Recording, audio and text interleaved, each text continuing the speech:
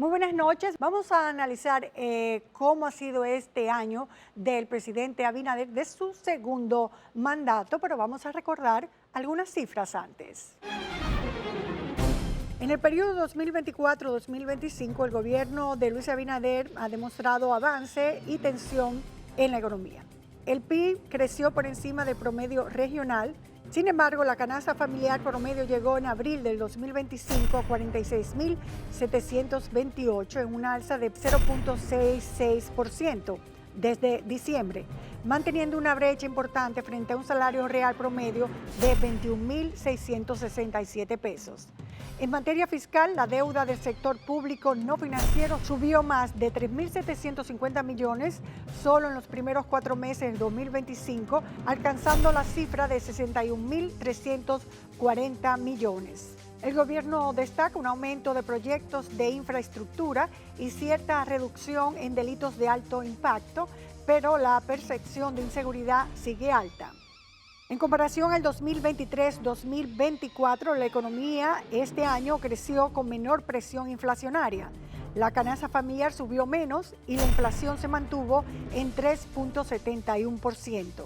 Pero, como dijimos, la deuda pública aumentó mucho más rápido. Y para debatir el tema tenemos al señor Rafael Castillo, quien es diputado por la Fuerza del Pueblo, y también Amado Díaz, diputado por el PRM. Los dos son voceros. Vamos a comenzar con el señor Rafael Castillo. ¿Piensa usted que ciertamente este año de Abinader es más de lo mismo? ¿Ha habido grandes cambios significativos? ¿O el año transcurrió sin pena ni gloria, sin grandes altos y bajos?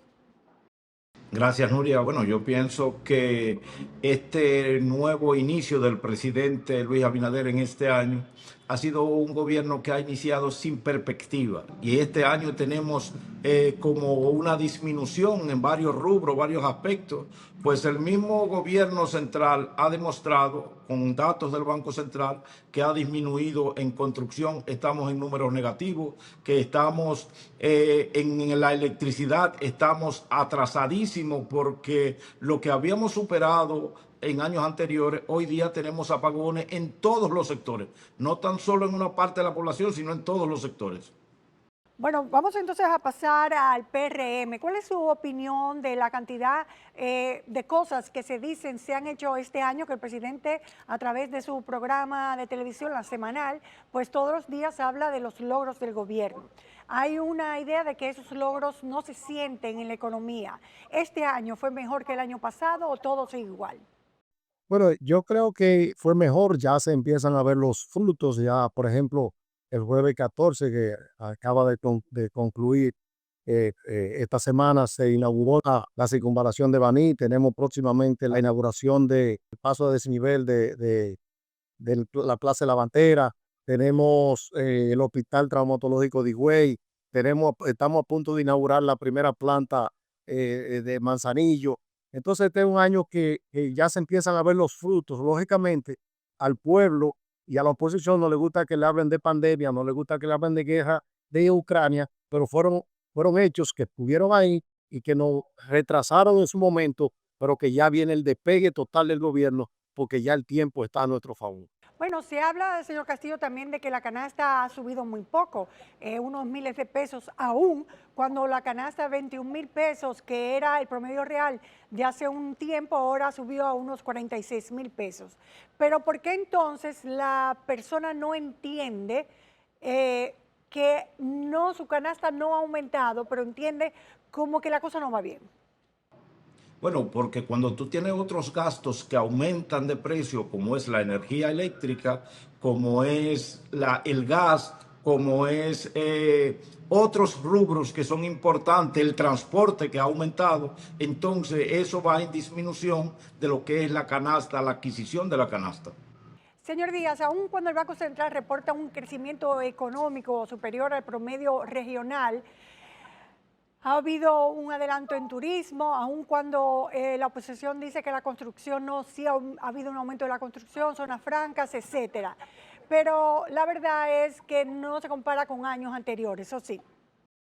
Mira, lo cierto es que que la oposición está para oponerse, nosotros esa parte las entendemos. Sin embargo, los números están ahí, son controvertidos. El presidente de la República al jefe político del buen amigo de mi hermano Castillo lo refirió a los organismos internacionales para que pudiera comprobar los datos que de ellos sirven. Es decir, los hechos están ahí, las realizaciones están ahí. Nosotros con naturaleza tendemos a quejarnos. Sin embargo, las estadísticas nos mienten, las estadísticas no fallan, están ahí y son comprobables y hay cómo hacerlo. Aun cuando hubo ese crecimiento, también hubo un crecimiento de la deuda interna y la no financiera.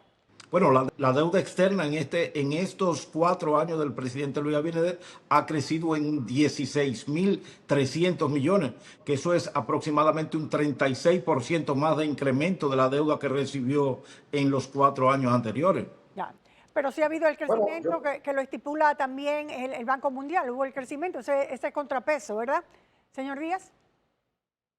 Mira, nosotros tenemos que asimilar como bueno y válido esos datos. Sin embargo, nosotros también apelamos y reitero a la ciudadanía, a la oposición no le gusta que le hablen de pandemia, no le gusta que le hablen de guerra, pero los hechos están ahí. Nosotros tuvimos que atravesar una pandemia que nos obligó a ponernos a tono con las circunstancias y quieras o no, la oposición y el mundo entero en su momento tuvo que reconocer que se manejó con destreza el tema que nos asaltó en su momento y que nos obligó a tomar mayor nivel de empréstito en el mercado Señor Díaz, internacional. como usted se repitió, me dio como un cortocircuito, porque oí como que se había repetido y tal vez por eso muchas personas piensan que el presidente se repite y se repite diciendo lo mismo. ¿Qué piensa usted, señor Castillo?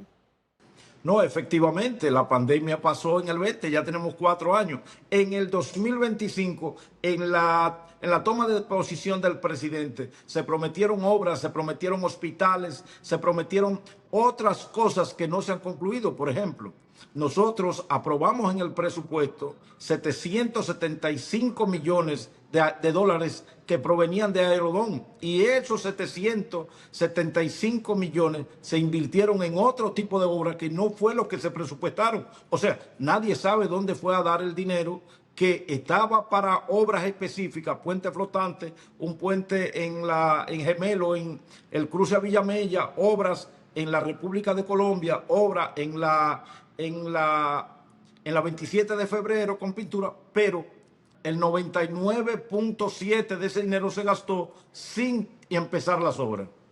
Oh, bueno, señor Díaz, ¿usted tiene que agregar algo a eso? Bueno, lo que a nosotros nos gusta de la oposición es que siguen cometiendo los mismos errores para beneficio de nosotros. Nos están reclamando obras que todavía en el tiempo obra a nuestro favor. Todo lo que se prometió con relación al tema de Aerodón está dentro del plazo establecido en el tiempo y nosotros iremos Dios mediante, desmontando todos y cada uno de esos planteamientos que hace la oposición. En este caso vamos a hablar de seguridad ciudadana. Hay la idea de que ha bajado bastante, según lo que dice el Ministerio de Interior y Policía, pero todavía, señor Díaz, hay una percepción muy alta de inseguridad. Entonces... Mire, yo pienso que lo que se ha estado haciendo en la última etapa con la Policía Nacional es favorable, pero la criminalidad aún no ha bajado. Lo que nosotros vemos es que hay una percepción que es la que el gobierno vende y la realidad de lo que existe en la calle. Es verdad que la última etapa que ha tenido el tipo de sistema de cuadrante que ha implementado la policía ha mejorado, pero los primeros meses de este año fueron terribles para lo que se ha invertido ya en la Policía Nacional, que es una fortuna. Señor Díaz, dese un golpe en el pecho porque la oposición ha reconocido mínimamente algo en lo que se refiere a la seguridad ciudadana. No se puede quejar. En ese caso nosotros nos vamos a suscribir, nos vamos a circunscribir a verlo como bueno y válido y a decir que lo único que nos falta resolver es el tema de la percepción, porque el trabajo se está haciendo. Ok, señores, muchas gracias. Muy amables los voceros, tanto de la Fuerza del Pueblo como del PRM. Gracias. Gracias. Muchas gracias. A ustedes. Nosotros vamos a continuar.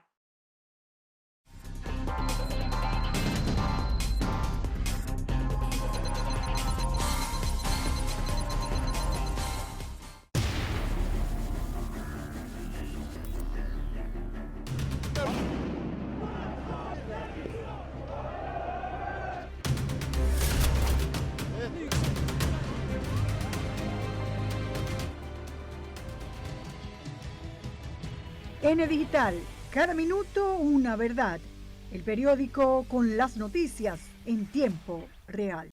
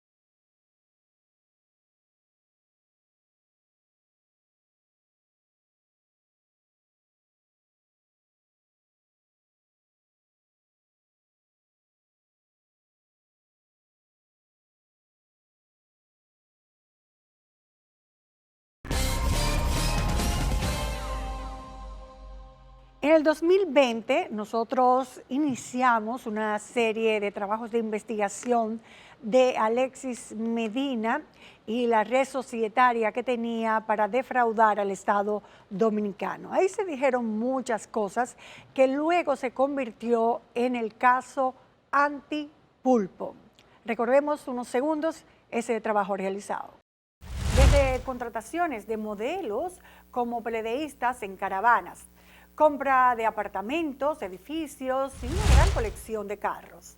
Se le conoce por sus movimientos en apoyo a su hermano para las campañas, el principal tornado con Danilo, y luego, con la rapidez de esos vientos, cambia a tornado con Gonzalo.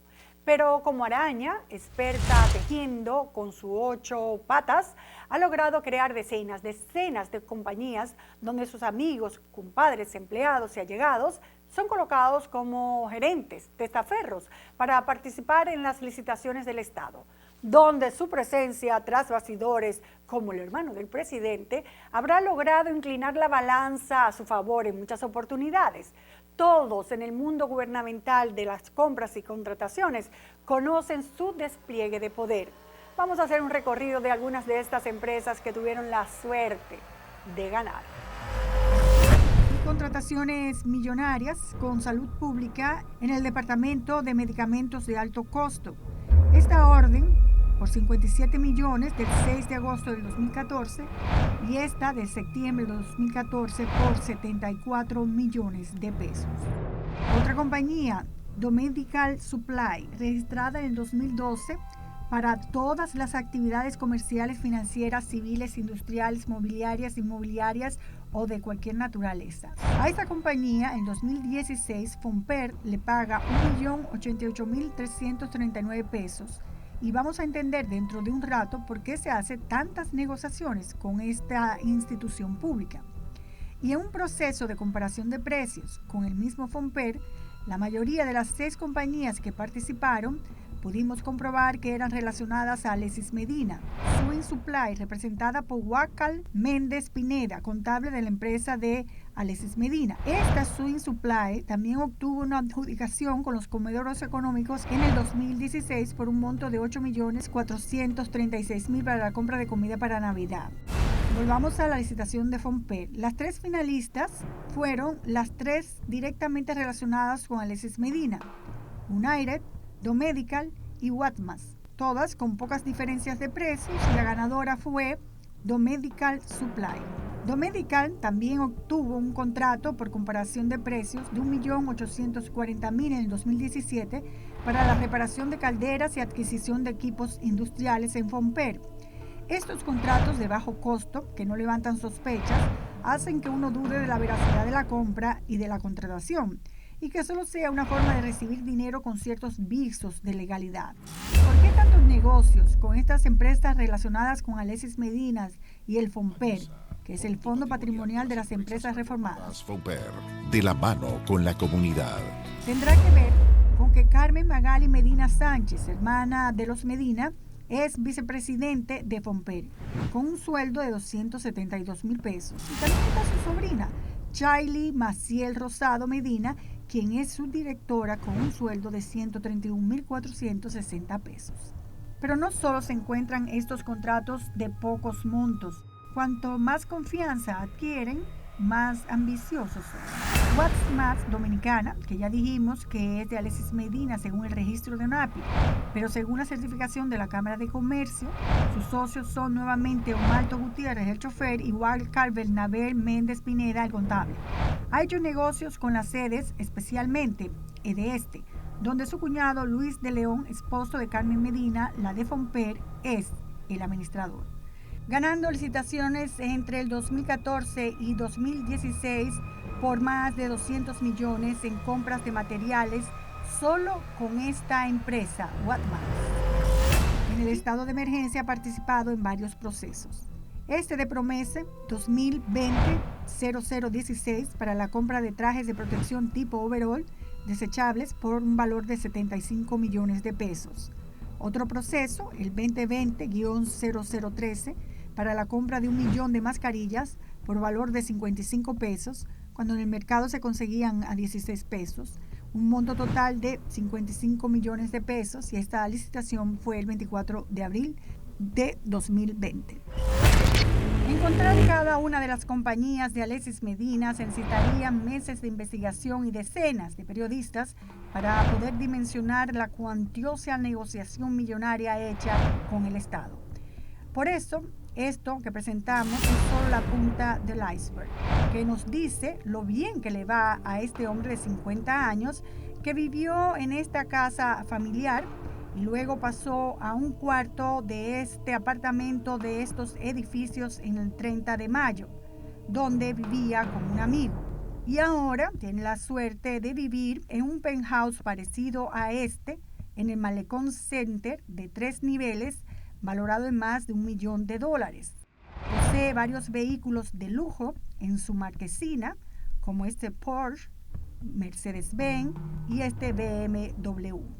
Aparte de motores costosísimos, como este que está en la foto, que es una Harley Davidson, que puede llegar a costar $30,000. Se da lujos de aviones privados. Este edificio de oficinas tiene la mayoría de sus compañías, pero también tiene su propia discoteca, donde se hace una mezcla interesante de lo lúdico, la política y los negocios. Todo esto lo ha convertido en un magnate a costa de la presidencia de su hermano. Bueno, lo que acaban de ver es un pequeñito resumen de la cantidad de trabajos de investigación que se realizaron contra esas personas que después fueron, a finales de noviembre del 2020, a través del Ministerio Público, encausadas en lo que se llamó Operación Antipulpo. Casi 5 años después, en la madrugada de este jueves, dictaron sentencia. En este expediente, la acusación del Ministerio Público contra Alexis Medina y los demás procesados se centraban en que durante los gobiernos de su hermano, el expresidente Danilo Medina, se creó y operó una red criminal de corrupción administrativa y lavado de activos que se adjudicaban contratos millonarios en el Estado de forma irregular, principalmente a través de instituciones como el Ministerio de Salud Pública, el Ministerio de Obras Públicas, la OISOE, la Policía Nacional y EDESTE. Utilizaban empresas de carpeta o controladas por familiares y allegados para suplir medicamentos, equipos médicos, materiales de construcción y otros bienes con sobrevaloración de precios y pagos adelantados. De eso hablamos muchísimo nosotros, sin cumplir los requisitos de ley. Movía el dinero ilícito mediante un esquema de lavado de activos usando más de una docena de empresas, muchas creadas solo para este fin, que emitían facturas falsas, simulaban operaciones comerciales para legitimar fondos provenientes de esos contratos. Pagaban sobornos y comisiones a funcionarios y relacionados para asegurarse adjudicaciones y mantener el control de áreas claves de compras y contrataciones públicas. Canalizaba recursos a través de un sistema financiero para adquirir propiedades, vehículos de lujo, realizar inversiones, buscando ocultar el origen ilícito de estos fondos. La PETCA sostuvo que esta red afectó de manera directa al patrimonio del Estado, generando un daño económico millonario y beneficiando de forma ilícita a tanto los acusados como a las empresas que a través de la red liderada por Juan Alexis Medina Sánchez y relacionados se drenaron del erario público más de 5.000 millones de pesos durante el periodo 2012-2020. Luego de unas horas interminables, este jueves el Tribunal Colegiado del Distrito Nacional dictó sentencia contra los principales acusados en un proceso de corrupción y lavado de activos que involucró a exfuncionarios, empresarios y decenas de empresas vinculadas a la red liderada por Juan Alexis Medina Sánchez. Vamos a ver lo que dice el cuerpo de la sentencia. Declara ciudadano Juan Alexis Medina Sánchez culpable por violación a las disposiciones contenidas en los artículos 148. Comenzamos con Alexis Medina, que lo declararon culpable por uso de documentos falsos, asociación de malhechores, estafa contra el Estado, soborno y lavado de activos. La condena, 7 años de prisión en Najayo Hombres, más el pago de costas y una multa de 150 salarios mínimos. Otros condenados fueron Víctor Matías Encarnación Montero, 5 años de prisión, pena suspendida bajo condición y multa de 500,000 pesos. El Ministerio Público lo señaló como el rol clave para que el exdirector técnico de la OISOE pudiera actuar bajo instrucciones del director de esa institución, Francisco Pagán Rodríguez, para adulterar expedientes técnicos, incluyendo volumetrías y presupuestos falsificados, con el objetivo de justificar pagos indebidos por trabajos nunca realizados, entre otras muchas cosas. Pero una importante es que se destaca como el primer imputado que llegó a un acuerdo con el Ministerio Público. Es el criterio de oportunidad. Ante este pacto, admitió su responsabilidad en los hechos y el PETCA solicitó la imposición de 5 años de prisión suspendida y una multa, como acabamos de decir, de 500 salarios mínimos. El otro condenado es José Dolores Santana Carmona, a 6 años de prisión. José Dolores Carmona fue señalado por el Ministerio Público como uno de los testaferros principales de la red. Prestó su nombre para la creación de empresas utilizadas para desviar millones del erario y lavar activos. Francisco Ramón Brea Morel, Johnny Brea, 5 años de prisión. Este fungía como gerente de la operación de la empresa general Supply Corporation SRL, vinculada a Juan Alexis Medina, con sede en el muelle de Boca Chica. Desde esa posición supervisaba las operaciones de despacho del cemento asfáltico caliente AC30, contratado por la OISOE, fabricación de documentos para justificar pagos. El ministerio sostuvo que Juan Alexis Medina le ordenó falsificar los conduce, documentos de entrega, correspondientes a 500,000 galones de AC30, valorados en todo el dinero del mundo, 68.824.524 pesos, presentándolos como una prueba de entrega realizada cuando en realidad no existía el despacho real. Y muchas otras acusaciones que parece ser que pudieron ser comprobadas porque tienen una condena de 6 años.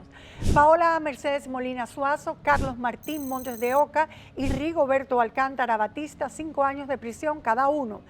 ¿Qué dice el Ministerio Público sobre esta participación? Bueno, de Paola Mercedes Molina Suazo fue acusada de actuar como intermediaria en las transacciones financieras del entramado de corrupción, facilitando el movimiento y lavado de fondos ilícitos entre las empresas vinculadas a la red.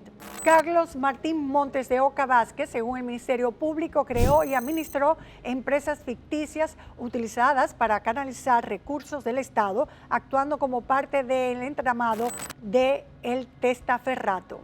También fue identificado como uno de los imputados por lavado de activos y utilización de empresas fachadas.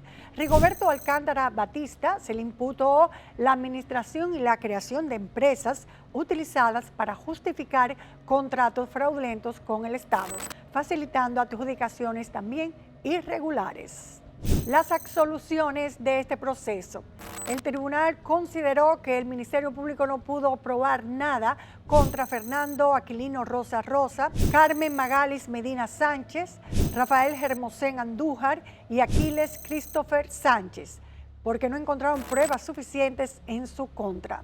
También fueron descargados varias empresas como RT Construcciones de Inversiones Editorama. Empresas condenadas y sancionadas.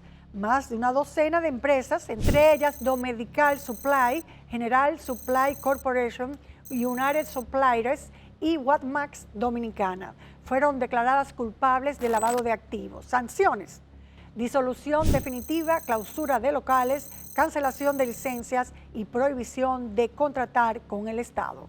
Además, deberían pagar una multa de hasta 200 salarios mínimos. El tribunal ordenó el pago de 500 millones al Estado Dominicano como compensación por los daños materiales, así como el decomiso de bienes y valores incautados a los condenados y empresas vinculadas.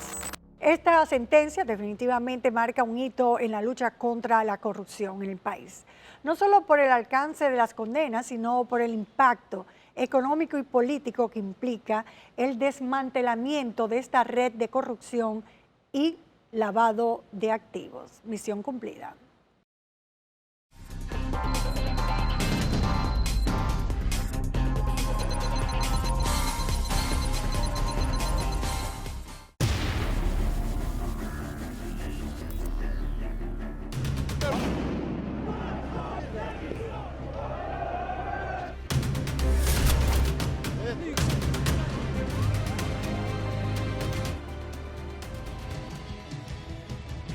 N Digital, cada minuto una verdad.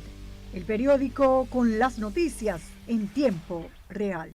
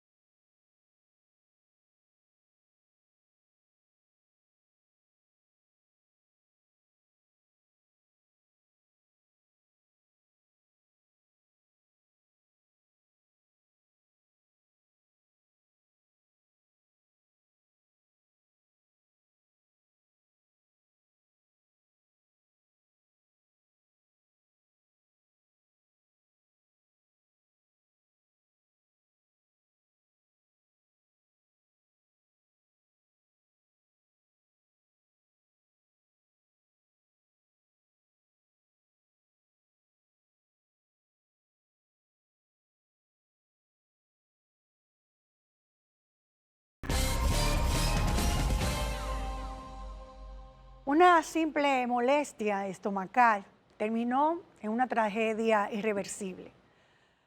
Un niño de apenas 11 años, lleno de vida, de sueños, quedó todo eso truncado porque está en estado vegetal, tras lo que los padres entienden que fue una mala práctica médica, debido a una intervención quirúrgica sin el equipo necesario ni las pruebas necesarias, desencadenando un calvario que ya dura casi 3 años. Esta es la historia de Robert Gabriel Vargas Taveras y del dolor de sus padres, que están clamando por justicia. Han encontrado innumerables obstáculos para conseguirlo, desde la fiscal, desde los abogados anteriores que tuvieron, la poca ayuda que han recibido, para no decir, mejor dicho, ninguna ayuda recibida por el centro que cometió este hecho. Gente pobre, con necesidad, y ahora ve que su hijo está en este estado. La verdad que es un caso sumamente doloroso y que produce una llaga en el corazón, en el alma, de que esto así no se puede quedar. ¿Cómo pueden salir de eso sin la ayuda estatal? No reciben la mínima ayuda del gobierno, del Estado, mientras se gasta dinero en muchísimas otras cosas.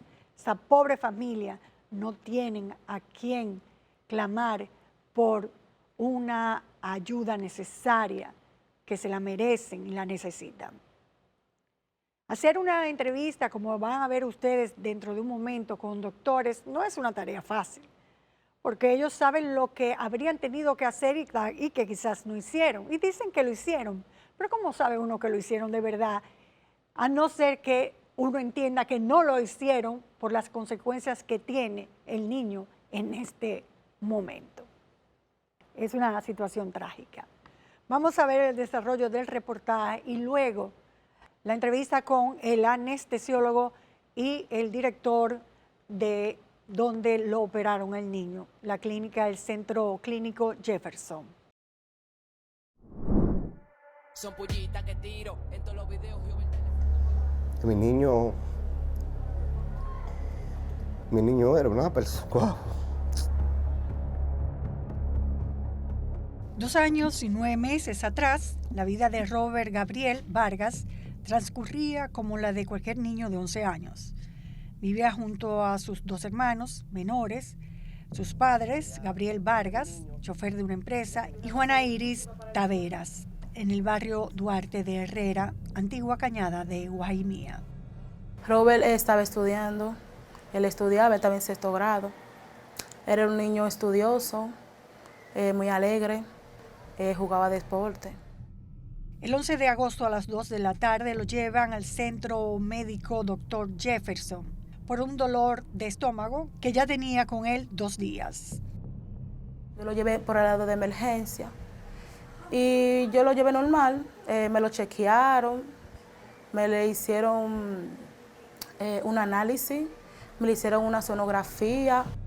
Transcurrió un pequeño margen de tiempo y el cirujano de turno, doctor Francisco A. Garcés, acompañado del anestesiólogo Ernesto Rafael Pérez Aristí, diagnosticaron apendicitis mediante una sonografía y tomaron la decisión de someterlo a una cirugía. Entonces el anestesiólogo, cuando va donde el niño también, están los 2 juntos, lo mira, me salta, sí, que hay que operarlo. Procedieron a la intervención, que según los especialistas solo sería unos 5 minutos, pero se extendió por casi más de 1 hora, generando desde ya incertidumbre, sobre todo por la actitud que tenían los doctores al salir del quirófano. Su cirugía salió bien y me enseña el apendicitis. Mire, cuando él me dice eso, digo, por esto está extraño, porque si ya le hizo su cirugía, porque él tiene que decirme que su cirugía salió bien. Definitivamente no salió bien. Según el parte médico, presentó broncoespasmos y parada respiratoria con intubación endotraqueal. Explicó que el abuelo del niño logró entrar al cuarto donde estaba y se encontró con esto. Lo tenían de lado y le estaban dando en los pulmones, así como dándole así y ventilándole manualmente. Cuando mi papá ve eso, se riega. Yo me asusto, yo me pongo nervioso. Entonces Sale el doctor, no, que usted no puede estar acá, y comienza a discutir con mi papá. Mi papá le dice que si el niño se muere, ellos van a tener problemas. Ellos recomendaron sacarlo para otro hospital, en una ambulancia con ventilador, porque no había ventilador de niño. De acuerdo a los padres, el niño fue sometido a cirugía sin el centro tener los equipos necesarios, es decir, ventilador mecánico o un desfibrilador. Eran casi las 11 de la noche cuando lo trasladan del centro en una ambulancia privada con oxígeno, en la que fue trasladado a la unidad de cuidados intensivos de la Plaza de la Salud. En lo que vamos del trayecto, cuando llegamos a la Plaza de la Salud, lo van huyendo. Cambian el tanque porque en lo que iban cambiándole siempre ellos iban llenando el otro tanque porque tenían varios tanquecitos. Al realizarse un estudio físico 4 días después, el niño no tenía respuesta verbal. No respondía a órdenes simples como abrir los ojos, apretar la mano. Solo respondía a estímulos dolorosos. Duró 7 días en intensivo. Yo le digo, me pego al niño. Yo siempre le decía, papi, soy yo, tu papá. Háblame. Cuando el niño, le digo yo así, el niño grita. Tira un grito, ¡guay! Gritó que los doctores se quedaron sorprendidos porque nunca hubiera tomado esa ración en los que estaban allá. Él no hablaba, no decía nada. Al ser evaluado aquí, se diagnosticó secuelas neurológicas secundario a encefalopatía hipóxica isquémica, un tipo de lesión cerebral causada por falta de oxígeno, que puede producirse como consecuencia de no vigilar la respiración del paciente tras una intervención quirúrgica. Ellos fueron un negligente médico porque ellos primero lo pasan de anestesia. Y aunque lo hubieran pasado de anestesia, si hubiera visto ventilador de oxígeno, su cerebro no colapsa. En vista de la condición del niño, tras durar 16 días ingresado, le indican realizar electroencefalogramas de control, citas de seguimiento con neurología pediátrica y mantener un esquema terapéutico de fisiatría. Ruéguenle a Dios y pídanle a Dios que él pueda tener movilidad en su cuerpo entero, que nosotros no lo vemos así. Nosotros lo que vemos es que el niño va a quedar toda la vida así. Eso para ellos todo el tiempo estaban errados, que mi hijo no iba a tener movilidad. Ahí inicia otra etapa del calvario, empezando porque el niño solo comía mediante sondas. Acostado en la cama, sin responder absolutamente nada. Él comía por un levín, era ensure, comida licuada que él comía. Él no comía por la boca. Casi 3 años después, a sus 14 años de edad, el estado no ha variado de manera significativa. Y si él le duele algo o tiene hambre, él se pone la mano en la barriguita y ya uno sabe que él tiene hambre. Si le duele algo, uno siempre le pregunta, ¿el Robert te duele algo? Él dice sí o no, eso es lo de él, sí o no. Ya él no habla más de ahí, no sabe, no tiene palabra más de ahí. Sin ayuda oficial, sin ayuda clínica y sin ayuda judicial, no tienen dinero para tenerle un terapeuta. La desesperación y la impotencia es inaguantable. Ya yo estaba en una condición de vida que yo lo que quería era quitarle la vida a él y quitármela a mí. Digo, para que mi hijo no sufra. Ya ese era mi pensar. Luego de varios intentos, cambio de abogados y luego de varias negativas de la Fiscalía de Santo Domingo Oeste de recibir la querella, cambian de abogado y el 28 de julio presentan formal querella ante la Procuraduría Fiscal de Santo Domingo Este contra los médicos Rosa Elizabeth Medina, Francisco Garcés, Joseph Jefferson Sillier, Ernesto Rafael Pérez Aristi y del Centro Médico Jefferson por realizar una operación sin contar con los equipos necesarios. Cuando viene a ver, podía ser un pelotero de grande liga porque él jugaba, como podía ser un doctor, como podía ser un abogado. Mi hijo podía ser una persona en la vida próspero, pero ellos le tronchaban su vida completa a mi niño. La condición que uno está pasando.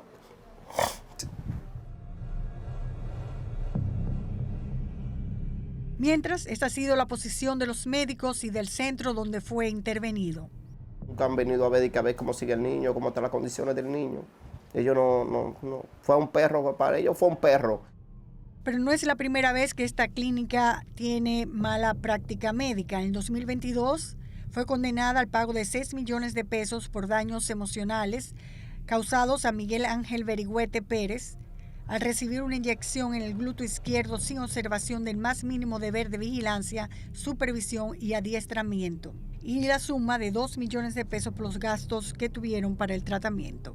Además de que la clínica, al momento de efectuar la operación a Robert, no tenía todavía la renovación de la licencia de habilitación de salud pública. Esta fue renovada el 9 de septiembre del 2022, un mes después de la operación. Si hubieran tenido la licencia de salud pública, quizás hubieran tenido la versión oficial de que esos equipos sí estaban ahí a la hora de hacer la operación.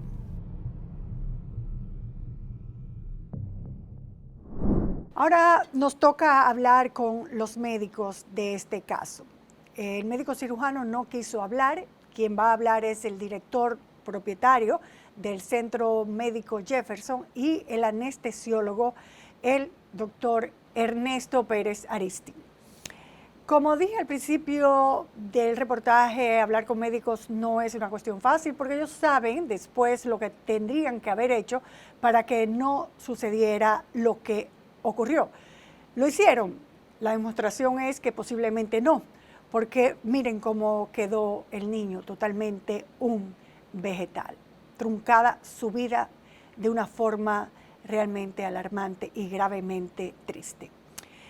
La actitud de Ernesto Pérez al principio, en el medio y al final fue una actitud de poca empatía, muy a la defensiva, como pueden ustedes notarlo en el desarrollo de la entrevista. Hubo muchas contradicciones entre ellos. Y vamos a comenzar quizás con la parte final, que nos da un claro punto de cómo están las cosas. Cuando el dueño de la clínica nos dijo textualmente que el problema había sido de anestesia. Dentro de una cirugía, ¿cuál es el riesgo? La anestesia. ¿Dónde está el cirujano plástico? A la anestesia es riesgo. Lógico, es decir, en todo el proceso quirúrgico del mundo, el riesgo principal, que es lo fundamental es el riesgo. Aquí fue la anestesia la que produjo eso. Pero es que usted está hablando. Es que ¿Fue la anestesia que produjo eso? No, fue la anestesia. Fue la eventualidad se le hizo. Producida por la anestesia. No. ¿Y entonces qué pasó? Pero no hable usted ahora, señor, porque usted dijo que no iba a hablar.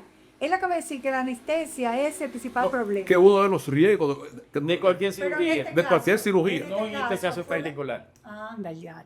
Pero eso es lo que usted estaba haciendo ahorita. Que yo estaba hablando. En cualquier cirugía. Pero ¿por qué usted menciona la anestesia si el señor de al lado suyo dice que no fue la anestesia? Yo no estaba ahí. Él no estaba ahí. Es que la anestesia. Claro. Pero el riesgo más grande en toda la cirugía. Él lo sabe. Que la anestesia. No lo sabe, dígame que no lo sabe. Pero déjeme boicotear la entrevista. Yo no estoy boicoteando ninguna entrevista. Una cosa, entonces, si ese es el riesgo mayor, eso fue lo que pasó aquí. No, yo no se puede decir, yo no estaba ahí. Pero ¿por qué usted menciona entonces la anestesia y no un paro cardíaco? Estoy hablando general. Pero sí, en general, ¿eso fue lo que pasó aquí? Yo no sé, porque yo no estaba ahí. ¿Quién era que estaba ahí? ¿Qué dice su sapiencia médica? No, Nuria, que yo no estaba ahí. Es decir, por lo menos yo no puedo dar opinión de algo que yo no estaba aquí. ¿Cómo lo voy a decir? Yo no estaba ahí. Pero antes el anestesiólogo había establecido que todo había salido correctamente y que si hubiese sido un problema de anestesia habrían sucedido los primeros minutos de la operación y no al final, y que fue un supuesto ataque al corazón que le dio al joven de 11 años. Una cosa es que el paciente haya hecho una eventualidad anestésica y otra cosa, una eventualidad por la condición quirúrgica de él y por su condición de ama bronquial. Porque si hubiese sido una eventualidad anestésica, inmediatamente yo le pongo la anestesia y 10 minutos está muerto. Y el cirujano ni siquiera opera. Bueno, no sabemos eso. Independientemente de la anestesia, eso no es lo que sabemos. Cuando terminó la cirugía fue que él hizo la eventualidad. No dice usted. No digo, pero así fue. Dice usted. Porque si no la hace, estuviera en su casa, perfecto. Hizo la eventualidad y se supone que aquí debieron hacerle los primeros auxilios como de respiración. Pero y lo que estaban era manual, con una bombita. No, estaba en cirugía, estaba en quirófano. No había, y por eso lo tuvieron que sacar de aquí, porque no había ventilador. ¿Por qué lo tuvieron que sacar de aquí si había ventilador? Pero bueno, mire, un paciente en las condiciones que él estaba, porque ya evidentemente que ya tenía daño cerebral ahí, es un paciente muy complejo, multidisciplinario, muy complejo. Y yo entendí que se favorecía mejor llevándola mejor porque ese tipo de paciente tiene que tener servicio premium. A ver qué te puede Aquí no hacer. hay servicio premium, entonces aquí Sí, se hace una aquí- operación, hay una complicación y hay que sacar de inmediato al paciente porque aquí no hay, según lo que acaba de decir el doctor, un cuidado premium. Entonces, ¿qué se refiere usted con ese cuidado premium? ¿Qué no hay aquí? A pesar de que dicen los padres que aquí no había respirador. Y el hecho lo demuestra. Porque si hubiera habido un respirador, no a mano, si hubiera habido un respirador, el niño no tuviera deficiencias en el cerebro del oxígeno y la cantidad de tiempo que estuvo sin oxígeno en el cerebro. Le dimos para revivirlo, pero no me ha podido decir nada de eso. Eso es que este no es escenario para esa cosa. ¿Y cuál es el escenario? Sí, en tal caso en los tribunales. Dicen en la entrevista que era un caso de emergencia porque era una apendicitis con perforación. Cuando le digo que cómo llegaron a esa conclusión, si le hicieron un estudio sonográfico, al principio dijeron que no. ¿Dónde está la sonografía de ese niño? La sonografía que se le hizo. No se le hizo sonografía porque era una emergencia que había que operarlo. ¿Y cómo supieron que era un apéndice totalmente grave y gravísima cuando sacaron el apéndice? Y se te ve perforar todo. Y también por el cuadro clínico. ¿Cómo lo pudieron ver si no hicieron pruebas para saber que había perforación? No, yo te lo identifico. O sea, no hay que ser. O sea, cuando el cirujano lo saca, sale perforado. Usted no tiene que ser ni siquiera México, no va a tener. La excusa de que lo intervinieron con emergencia fue porque estaba perforado. Pero no le hicieron, o sea, aquí hacen una operación, sin pasar ni siquiera por sonógrafo. ¿Aquí es un sonógrafo? Sí, es sonógrafo. ¿Sabe ¿Sabe por qué? Sí, es que es sonógrafo.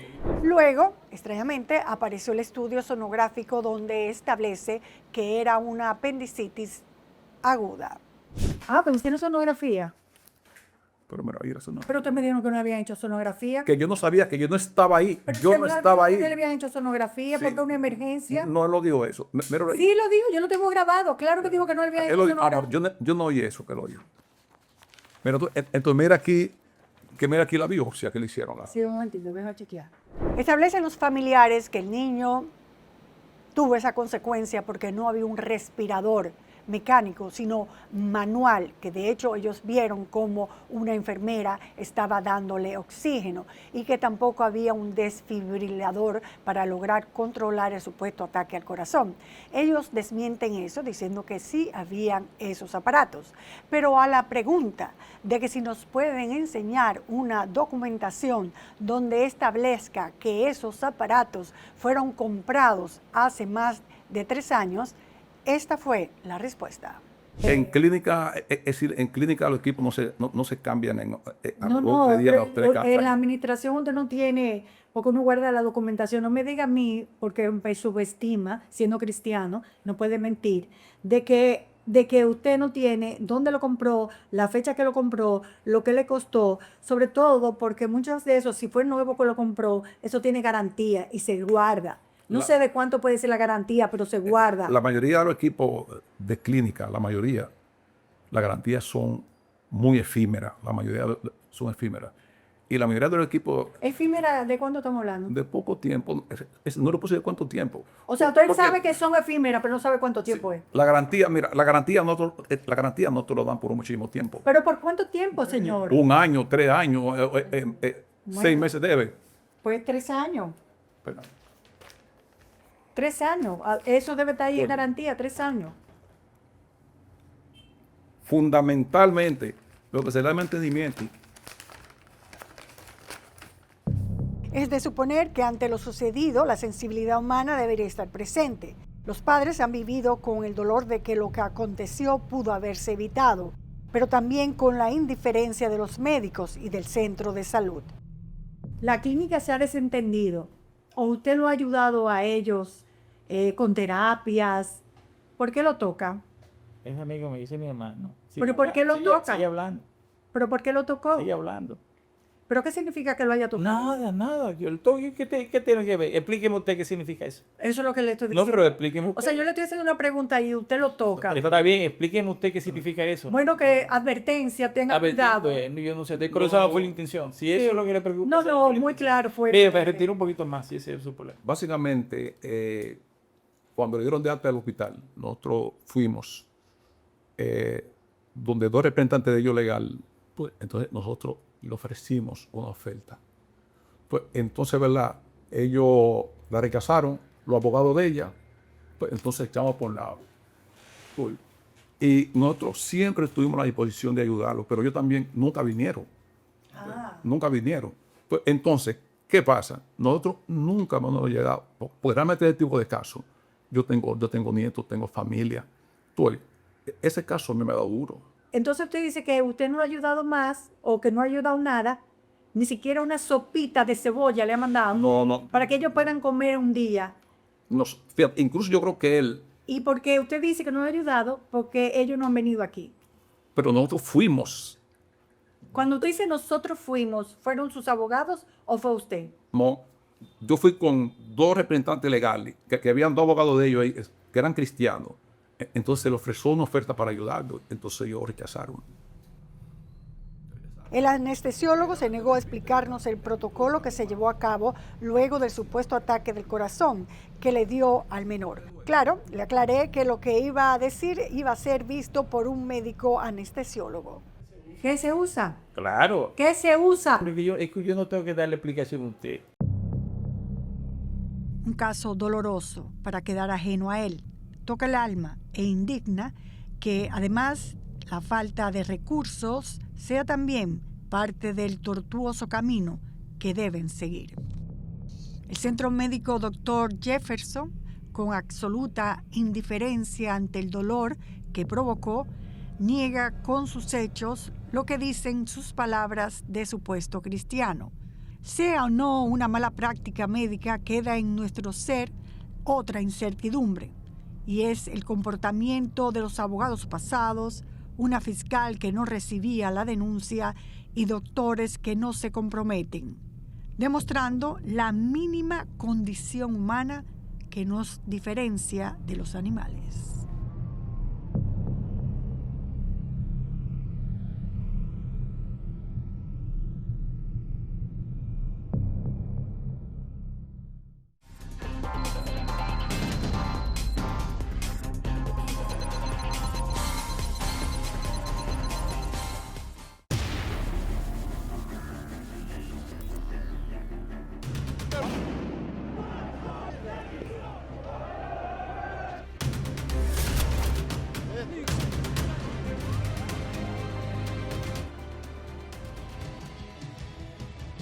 N Digital, cada minuto una verdad. El periódico con las noticias en tiempo real.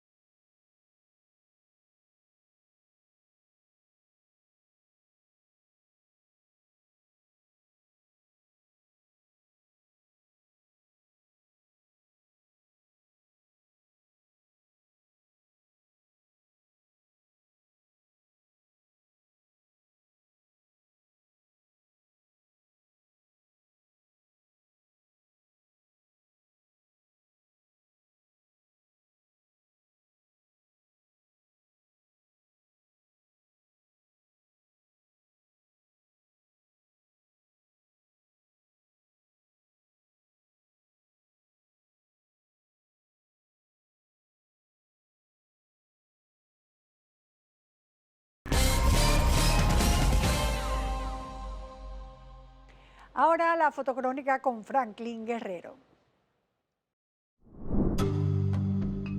Muy buenas noches, Nuria. Un abrazo grande para ti.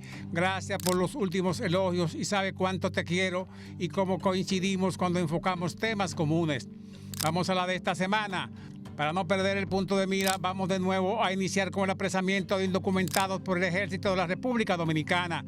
En Montecristi apresaron a 53 haitianos en un río cerca de la comunidad de Santa María mediante el uso de drones. 38 hombres, 14 mujeres y un menor. Todos fueron trasladados a la sede de la 4ª Brigada de Infantería. Pero, mientras tanto, los reportes de la Dirección de Migración no son menos contundentes. Solamente el día viernes se detuvieron 1.449 indocumentados y se repatriaron 1.083. Vamos con el presidente a Capotillo el sábado. El presidente se fue al barrio más poblado de la parte norte del país a evaluar el resultado de su plan de seguridad ciudadana. También la entrega de 500 lámparas para iluminar sus calles, 500 mochilas y 18 canchas móviles. Las troneras en las aceras, frituras, policías, la bodega móvil de Inespre, Diego Pesqueira, el coronel Montero y su amigo el oficial Díaz. Lomas de plátano de Inespre a 2 pesos, huevos, el general Andrés Cruz, el famoso túnel del Capotillo, la pobreza, filas y familias unidas. Entrega de tarjetas, espera en la sombrita, vacunas y cloro de salud pública para el aseo. Viejos líderes barriales conversan, el cura camina y no podían faltar los perros de diferentes tamaños, colores y edad. De repente veo al director de Inespre observando la organización de su supermercado en Capotillo. Coroneles y generales de la policía en azul y su director Guzmán Peralta con Jorgito. Las damas del Inespre y un militar que dio la nota indeseable actuando con represión y atropello a los periodistas y a las damas presentes. Al poco rato llega la ministra de Interior Farideh Raful. Carolina ya llegó como siempre afectiva y comienzan las ventas. Llega el presidente Abinader y saluda al señor David Herrera, director del Inespre, y a otro funcionario. Avanza Luis a los periodistas y da declaraciones de su presencia, explicando su éxito en el plan de seguridad ciudadana. En otro tema, el día martes, el director del IDAC, señor Igor Rodríguez, afirmó que la institución apuesta a invertir en tecnología de punta y al fortalecimiento de los recursos humanos con la protección del medio ambiente. Esto fue en el marco del panel Desafíos del Capital Humano en la Aviación Civil. En otro tema, vino la entrega de la terminal de couriers en el Aeropuerto de las Américas por el director de aduana. Esto fue con una inversión de más de $10 millones. Ya la terminal podrá procesar más de 4 millones de paquetes adicionales al año con mayor agilidad. El director general de aduanas, Yayo Sanz Lobatón, elogió la meta lograda y añadió que son más de 4 millones de paquetes adicionales que se podrán procesar y se hará con eficiencia, seguridad y tecnología de punta. Casi de último en esta semana, la lectura de la sentencia del caso Antipulpo, Alexis Medina y compartes. Érase cerca de las 5 de la tarde, como dice la novela, del miércoles, cuando el país estaba expectante a la espera de la anunciada sentencia del llamado caso Antipulpo, que involucraba principalmente a los hermanos del expresidente Danilo Medina y a otros exfuncionarios que fueron acusados de una estafa de más de 5.000 millones de pesos. Los rostros de los involucrados no presagiaban nada bueno, pero ya todo estaba consumado. Las juezas Claribel Nivar Arias, Giselle Soto y Clara Sobeida Castillo tuvieron en sus manos más de 3 años de conocimiento del Ministerio Público y las defensas de los más de 20 imputados. Al inicio de la audiencia, la jueza Soto hizo una reflexión sobre el deterioro institucional profundo de la sociedad, que pudo evidenciar en este caso la corrupción. El imputado Alexis Medina fue condenado a 7 años de prisión en la cárcel de Najayo Hombre y otros fueron declarados no culpables. Ya por último, el día jueves, antes del mediodía, el presidente Abinader y todo su gabinete se trasladaron a la provincia Peravia, Baní, a la inauguración de la tan añorada vía, la circunvalación. Con 19.8 kilómetros de longitud, 17 puentes, conecta el sur a corta distancia, ahorrando tiempo y combustible. Tuvo un costo de 7.700 millones de pesos. La obra reducirá el tiempo de desplazamiento por el sur del país a todo el este y la ciudad capital. El ministro de Obras Públicas, ingeniero Eduardo Estrella, enumeró la magnitud e importancia de la obra vial. Allí estuvo el ingeniero Manuel Estrella, contratista de la impresionante super circunvalación. El presidente al final dijo como respuesta a Leonel y a Danilo, que él está en trabajo, no en política. Hay muchos que están en política, yo estoy en trabajo.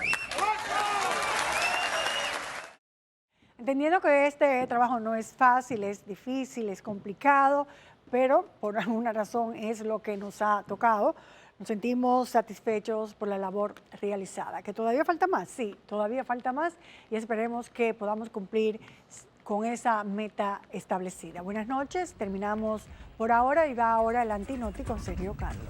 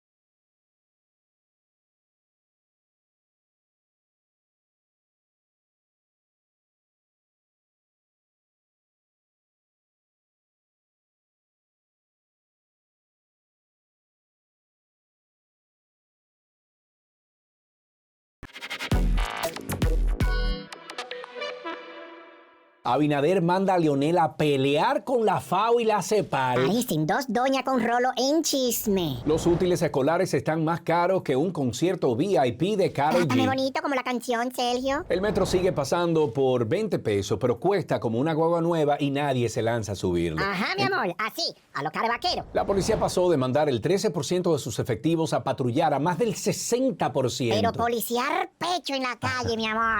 Psicólogos en emergencias y nuevos centros de salud mental. Al fin alguien dijo, coño, la cabeza también cuenta. ¿Y qué es lo que pasa? Desde un rincón virtual del Internet como nuestro aliado, estas son las noticias insólitas del país y el mundo. Así comienza una nueva edición del Antinoti con Sergio Carlo. Saludos mi gente linda de esta isla.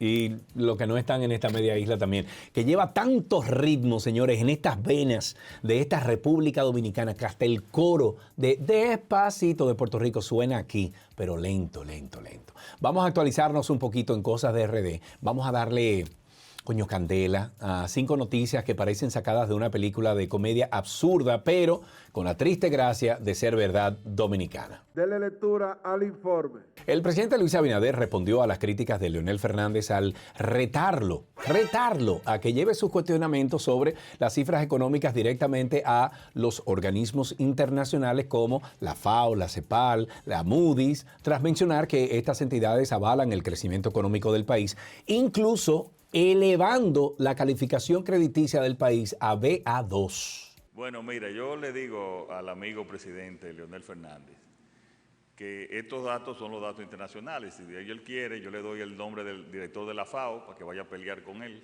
Y uno aquí pensando que la cosa era que no se aceptaban la crítica de adentro, pero ahora resulta que hay que mandarlo a pelear con la FAO.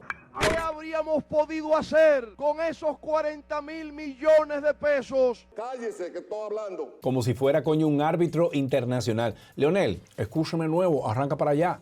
Porque no será, yo pensando aquí, ¿no será que aquí el que no tiene contemplaciones, el que no acepta contrahistorias domésticas es el gobierno dominicano? Yo no sé, porque esto huele más a dos doñas chismeando que a una verdadera autocrítica. Como dicen por ahí, una cosa es ser cocuyo y otra es alardearlo. Le doy también la del Moody's para que vaya a pelear a Moody's allá como...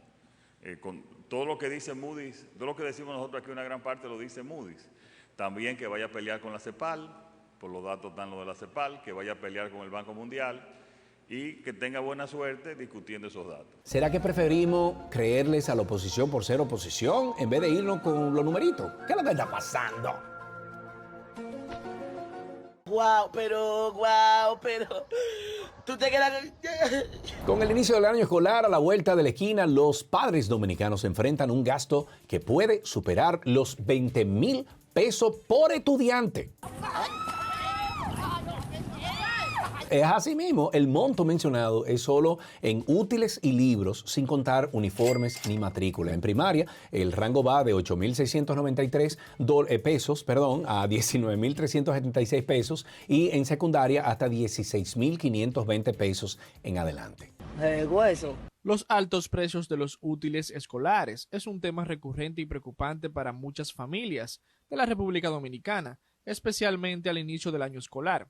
Este año no ha sido la excepción, y es que los padres están con el grito al cielo por los altos precios, de manera que se le hace difícil adquirir.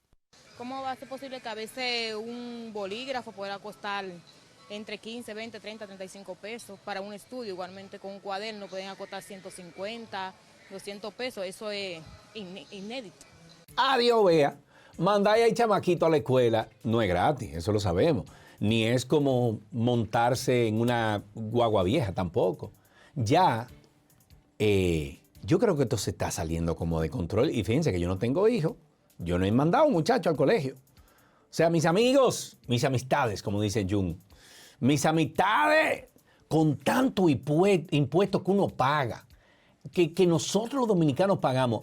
¿Hasta cuándo es que vamos a aguantar que educar sea más caro que una cervecita en la zona universitaria? ¿Quién me dice? Esto no se sabe dónde vayas a parar. Y variando un poco, o sea, los precios. porque en algún lugar están caros. La mochila, los zapatos y esas cosas. Si tengo que comprar 4 mochilas y están a 1,000 y pico de pesos, son 4,000 y pico de pesos, o no 4, no, como 6,000 o 7,000 pesos la mochila. Hay que ver si bajamos esto, porque esto está feo aquí en República Dominicana. Pienso que la semana que entra, a terminar de reunirlo, porque hay que reunirlo peso a peso. Se termina el año escolar, ya uno tiene que estar echando una alcancita para poder comprar los útiles, porque no hay. Porque estamos viendo una inflación educativa que aumenta todos los años escolares. Hasta dicen que los libros usados valen menos, pero hay que aportar 500 y 600 pesos extra, ya del precio que tienen en el mercado. Entonces, esto demuestra que seguimos cargando con una educación que enseña a gastar más que a pensar. Entonces, miren, mi hermano, para atrás como el cangrejo. Desde el 2009, el precio del pasaje del metro de Santo Domingo se mantiene en 20 pesos, aunque el costo real por usuario es de aproximadamente 57 pesos, lo que genera un déficit anual cerca del 2.600 millones de pesos dominicanos, y el gobierno subsidia con alrededor de 2.000 millones cada año. No.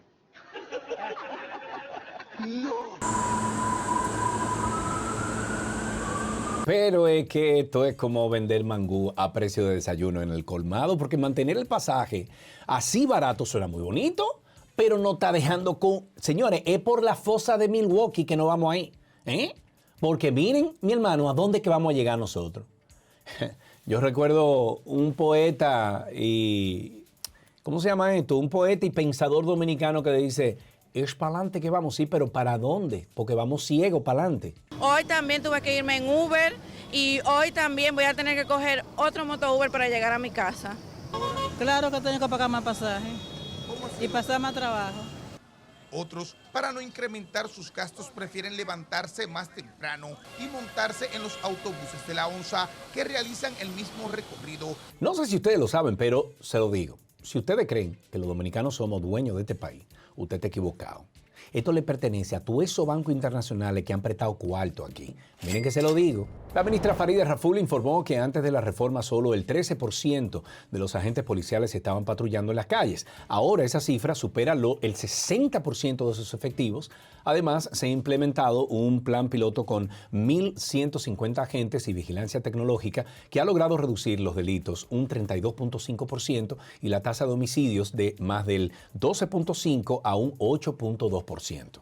Para las personas que se desplazan hacia el este de la República Dominicana desde hoy hasta mañana. El Intran ha emitido una resolución que a partir de las 2 de la tarde del día de hoy entra en vigencia para evitar la circulación de vehículos pesados. Las comparsas estas se llaman magia de carnaval porque, señores, pasar del 13% al más de 60% suena como que un día se levantaron y dijeron, yo patrullo y los demás que busquen vida.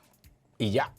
Amigo notividente, ¿siente usted que la seguridad es como dice y habla Farideh Raful? Déjenlo en los comentarios ahí. Seguimos esta semana con este operativo especial y con la intervención de garantía de paz en todo el territorio durante el fin de semana para lo que ya sabemos que estamos haciendo desde el Ministerio de Interior y Policía, la Policía Nacional, con el apoyo del Ministerio de Defensa de la República Dominicana. ¡Gloria a Dios!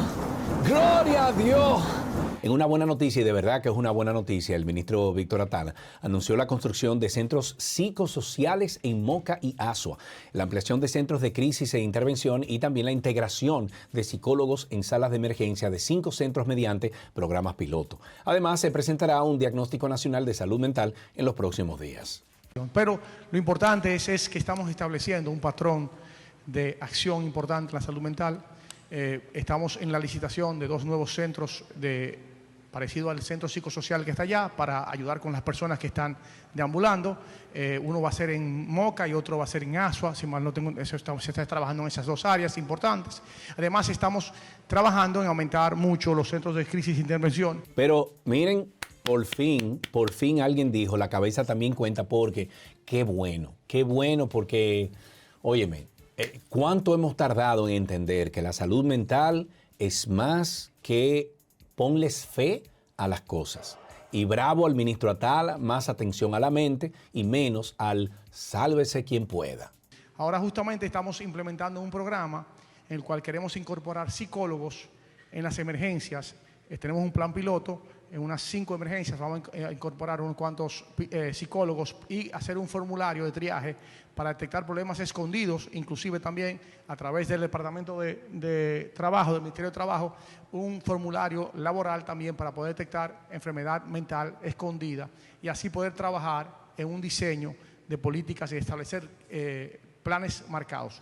Esto es refrescante, esto es más refrescante que un jugo de mango con chinola abajo de una mata de samán en La Vega. Diablo, qué rico, y un rito que le pasa por ahí. Pero en verdad, miren, ya era hora de darle como, no sé si descanso a la presión, en vez de gritarnos unos a los otros. Esto convierte al país, aunque sea un poquito, en un lugar donde no solo vale el cuerpo, también vale la mente. Entonces, un aplauso para esto que puede sonar tan simple pero difícil de lograr. Y también debemos de aplaudir a Farmacias GBC por ser la cadena de farmacias más grande del país, con más de 165 sucursales a nivel nacional. Disfruta de un 20% de descuento todos los días y aprovecha la comodidad de su aplicación móvil disponible en Apple Store y Google Play. GBC, la farmacia de los dominicanos.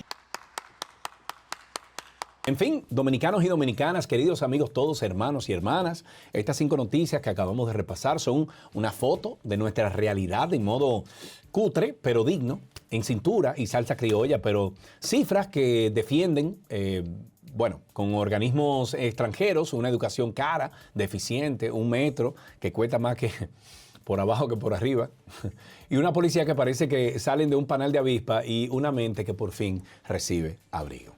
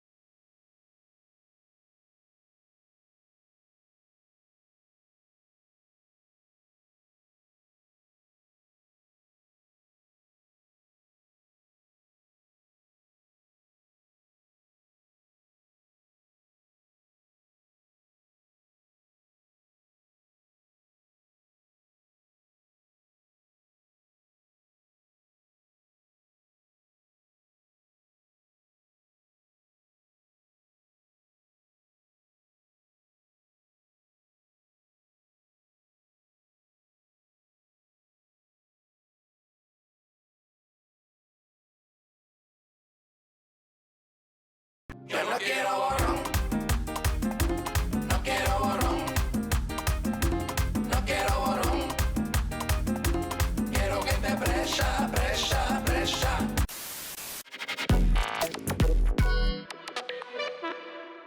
Sentencia para los antipulpo. Alexis Medina y compañía se llevan sentencia. Unos pagan, otros quedan sueltos como lambí, mi amor. Apagones tan largos que la gente quema goma. ¡Que viva el PRD! ¡Prendan el hacho otra vez, coño! Informe de Derechos Humanos en RD. Un papelito que trata de decir mucho, pero Sergio, mira, eso no dice nada. Narco ruso vivió 10 años aquí en República Dominicana. Ay, mijo, aquí hasta los capos encuentran su paraíso tropical. Sexo violento en República Dominicana. Ay, el amor, Sergio, y sus virtudes. Ey, ¡Ay, ey, qué suave. rico! Desde un rincón virtual del Internet como nuestro aliado, estas son las noticias insólitas del país y el mundo. Así comienza una nueva edición del Antinoti con Sergio Carlo. Bienvenidos al Antinoti. Este que está aquí a veces se llama Sergio Carlo y estas son algunas de las noticias más relevantes al día de hoy. Empecemos con el caso derivado de la operación Antipulpo que investiga corrupción en el gobierno de... ¿Cuánto falta me hace Danilo Mentira? Danilo tiene un muñeco. Pero ¿qué es lo que tú estás hablando? Llegó a un fallo. El tribunal condenó a varios implicados, incluyendo a Alexis Medina, hermano del expresidente, por lavado de activos y enriquecimiento ilícito, mientras otros fueron ¿un qué? Descargado, ¿un qué? Descargado. ¿Pero cuál corrupción? Las penas varían, pero el caso expone una red de contratos amañados que desfalcó supuestamente millones, bueno, ya supuestamente no, según las pruebas, millones de miles de millones de pesos del Estado Dominicano. La sentencia ha generado críticas, obviamente, con el PLD denunciando incluso mala fe en el proceso judicial. Todo esto quedará de manifiesto mañana, porque mañana se dará la lectura a la sentencia del conocido caso como Antipulpo. A ver, a mover la colita, ¿no? Entonces, ¿qué tenemos aquí? ¿Tenemos un lindo gatito? No, señores. Un caso que parece un arroz con mango judicial. Unos van presos, otros van para la calle, pero el pendejo pueblo dominicano, usted y yo, siempre está mirando como si fuera una telenovela sin final feliz. Esto es absurdo, que después de tanto ruido, la justicia parezca un juego de dominó mal jugado, donde siempre hay una ficha que no encaja y es el pueblo dominicano que pierde. ¿Y sabe usted qué es lo más chistoso? Porque esto da risa ya. Que mientras los peces gordos, los pejes gordos se pelean, el dominicano de a pie sigue pagando los platos rotos y con intereses. ¡Mierda para todo el mundo, coño! Desde luego de una extensa jornada alrededor de las 5 de la mañana, las juezas del segundo tribunal colegiado dictaron 7 años de prisión y el pago de una multa de 150 salarios mínimos contra Alexis Medina tras hallarlo culpable de los delitos de soborno, lavado de activos y asociación de malhechores. Apelaremos. ¿Cómo es, Alexis? Apelaremos, no llevan razón. Esto del caso Antipulpo para mí es como cuando te venden una habichuela con dulce que solo tiene agua y una pasita. Pura espuma y poco chocolate. La corrupción en República Dominicana no es nueva, estamos acostumbrados. Desde los tiempos de Trujillo hasta hoy el sistema está diseñado para que los vivos se coman el jamón y dejen el hueso al pendejo pueblo dominicano. Y el sistema político también, jodido, y las juezas dando boche porque, se incluyeron cosas que no tenían que ver con el caso. Entonces, mis amigos, ¿será que la justicia aquí es como el transporte público que llega, pero nunca a su hora? Coño, lo mucho hasta Dios lo ve. En otra noticia, largas jornadas de apagones han desatado protestas en varias zonas del país. En San Juan, un tornado derribó postes eléctricos, dejando a más de 100 comunidades sin electricidad. En otros lugares, como Santo Domingo Este, la gente ha quemado gomas y hasta agredido a contratistas de EDESTE frustradas por cortes de energía que duran horas y horas y horas. Las autoridades prometen soluciones, pero los apagones persisten, afectando la vida diaria en el comercio y el local. Expresan que otra de las razones de sus quejas es por la ola delincuencial, que como aliada ha encontrado la oscuridad de las noches. Porque la oscuridad lo que ocasiona es la delincuencia, donde usted tiene miedo de entrar porque no hay luz. O sea, señores, la gente prendiendo goma de que en el 2025 porque no llega la luz. Como si quisieran convocar a San Lázaro para que haga un milagro o al mismo diablo para que se termine de prender todo en fuego. Y encima de eso entonces la naturaleza nos dice, espérate, déjame enviarte un pequeño tornado ahí a San Juan para que tumbe parte de pote de luz y que se joda todo. Coño, ¿estamos viviendo el apocalipsis eléctrico? ¿O esto es solo otro capítulo de este es el PRM que queremos? El cambio.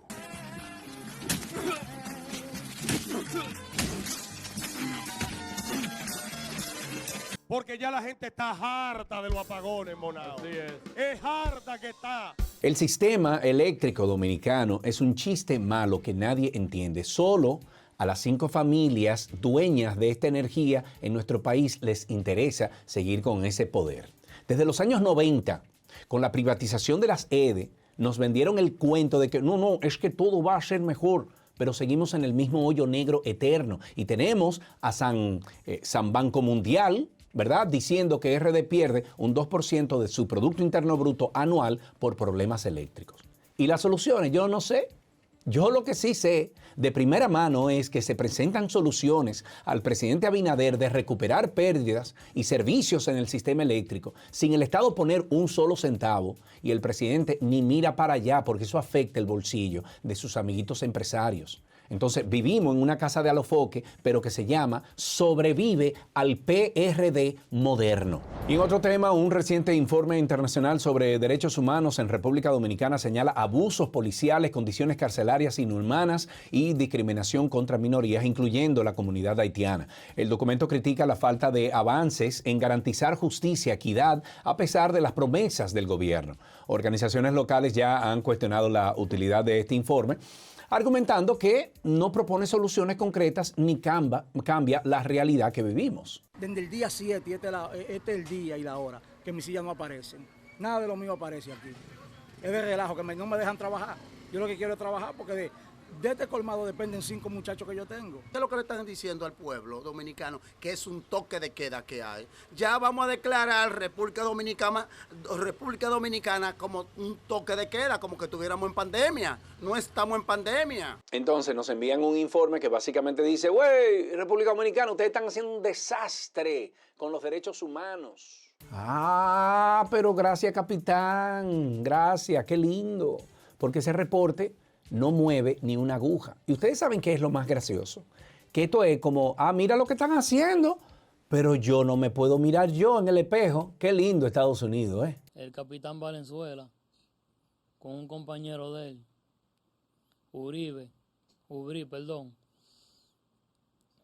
Sargento Ubrí.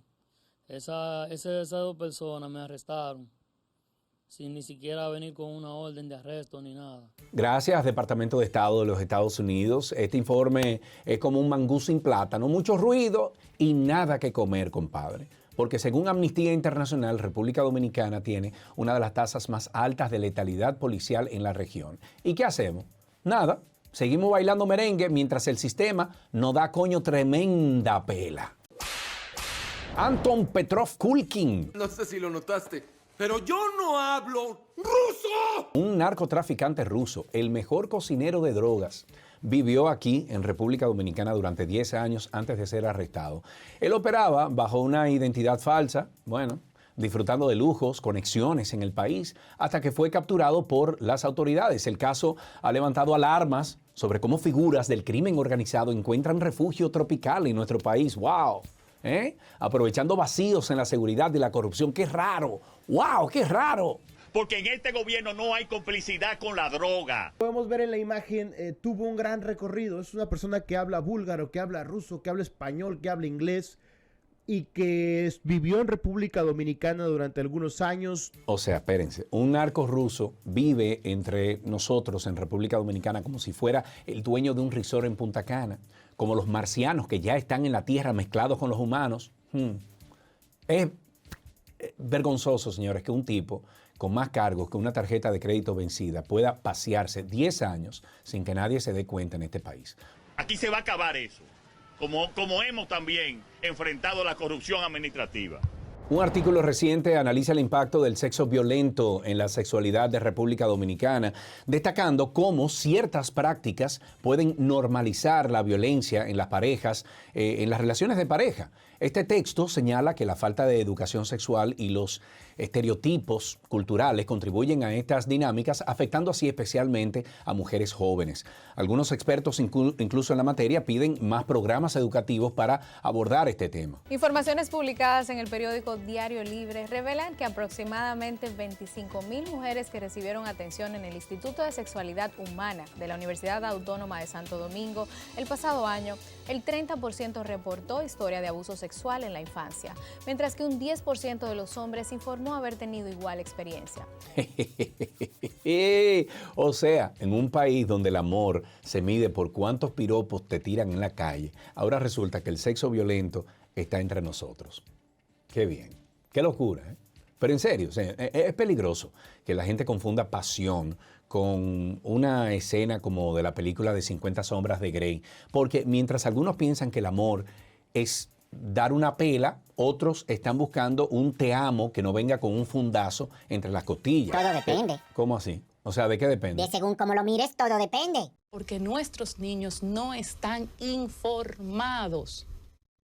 Y en ese proceso, en ese camino de su crecimiento, hay muchos errores. Mis queridos, miren, ahí lo tienen.